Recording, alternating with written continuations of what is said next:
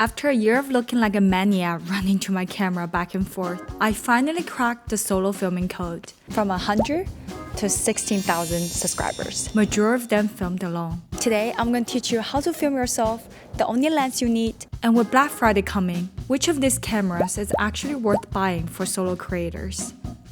Before we start, I would like to show you some credibility. So here are the footage I shot with these 3 different cameras, and at the end, we're going to compare which one is the best for you if you want to purchase.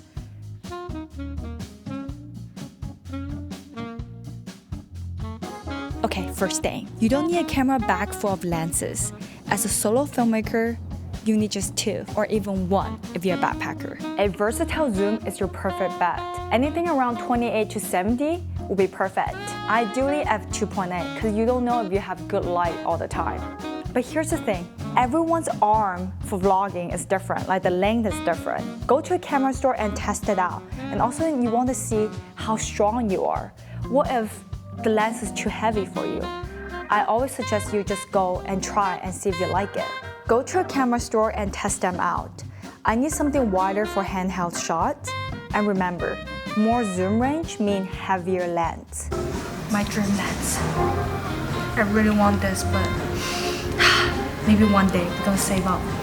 Perfect spec, f2.8, but it is over my budget. I settled on the Tamron 20 to 40. Not my favorite, but it's the lightest and the most affordable that works. If you have the budget though, go for the premium option from Sony. If you're a suitcase traveler, not a backpacker, add a telephoto. I use a 70 to 200 millimeter. If you can pack 2 lenses, that's perfect. One lens show where you are, the other lens show who you are. If you like video like this, could you comment down below what's your favorite camera right now? Or like or hype this video? Thank you again, and let's continue. Having a good audio is quite important.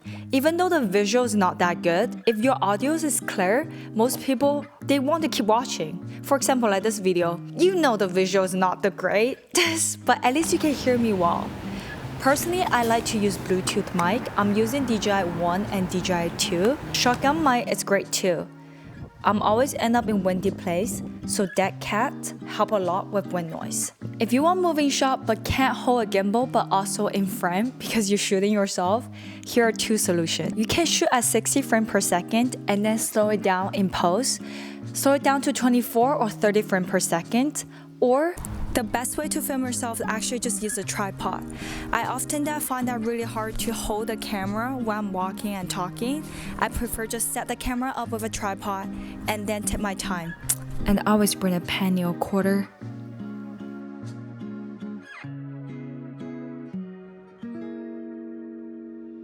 If you're at a place that's super windy, you can put it back here to give it some weight. We're going to run across the park. Here's the $1 million question. How do you hit record when you're all the way there? Your phone is the answer. Most cameras now have Companions app. Sony's Imagine Edge, Canon Connect, you name it. So I say remote shooting, Wi-Fi connection. Can you see the phone? Okay. Okay, maybe just need to see this today. You can see yourself, adjust settings, and hit record all from your phone. So how do you know if you're actually in frame, if your camera don't have that technology? This is my secret weapon, an external monitor. Game changer for solo filming. You can attach it directly to your camera or use accessories. I'm using the Blackmagic 12-inch because I like seeing from far distance. For recording, I choose ProRes 422. Great quality without massive files. ProRes is perfect for editing. Other than framing, the reason I get a monitor is because I can't upload LUTs in there. My A7 III shoots flat Sony log footage, which looks terrible on camera, and sometimes I couldn't tell if I shoot it right. But this monitor can load a LUT that show me what the final colors will look like, which helped me a lot. If I'm filming far away, I cannot go back to that location. Newer cameras like the ZV-E1 can do this internally. But for older cameras like the A7 III, I can't see the final look until I'm editing. So this monitor solves that. I see exactly what I'm getting when I'm shooting. Plus, it monitors my audio levels from my external mic in real time. So no more guessing if my audio is clipping. it has external battery, but also you can charge this when you're filming if you have an outlet. I love this monitor so much just because it's really hard to shoot yourself when you cannot see yourself through a flip screen. Look at this, it doesn't flip. So this guarantee myself to see what it looks like. How you connect this is, you see there's a HDMI. So you put the HDMI in here, and then you put a micro HDMI in your little camera here. So if you're thinking about upgrading a whole new camera, maybe just buy a monitor. It's like having a camera assistant showing you the best settings step by step without breaking the bank. So now let me show you the actual workflow. Step 1, set up tripod and rough framing. Step 2, mark my spot with tape or any leaves you can find. Step 3, test shot using my phone's Bluetooth. If you have an older camera, just hit record and run. Pro tip, get a big SD card or get multiple, because the running footage actually take a lot of space. Roll multiple takes from different angles. Just a reminder, stranger when they're looking at you, it might look cringe like me. Just to know that if you don't think it's cringe, it's not cringe at all. And the viewers can tell if you feel embarrassed. If you just go for it, nobody will know how cringe it was. For editing, instead of getting a normal laptop, I decided to get a Mac Studio with a monitor. Just because normal laptop, the screen is way too small to edit when you're trying to color. I want to make sure I have enough space to edit.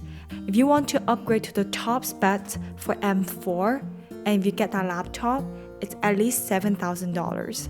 But if I get a Mac Studio, it's about $3,000, but you get the same specs. The monitor I got now is on sale, but when I get it, it was $400. It's still a better deal compared to a 7K Mac laptop. I link all the products down below, and I've been traveling like this for the past year. Alright, so which camera should you actually buy? Pocket 3, easier for solo work. Gimbal, screen, tracking, plus surprisingly good in low light, but weaker depth of field and extremely wide views. So if you want to know how to use Pocket 3, here's the full tutorial. And if you want to know how to vlog in public when you're shy, here's a step-by-step guide. A7 III, no flip screen, is painful. Terrible stabilization, not great in low light, despite what people say. But dual card slots are the best, especially for travel content creator. Never overheat and beautiful depth of field compared to the Pocket 3. Add a monitor and it's my go-to camera now.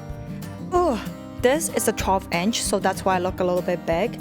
I like it to be able to see when I'm standing super far, but they do have a smaller size if you're interested, and it's cheaper too if you get it smaller. ZV-E1 on paper, it's literally the best camera out there. Great sensor, 10-bit.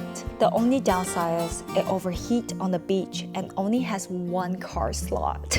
If you live in Sri Lanka, live in Bali, maybe this camera is not the best for you. This camera will not run in a humid environment like in Tahiti weather.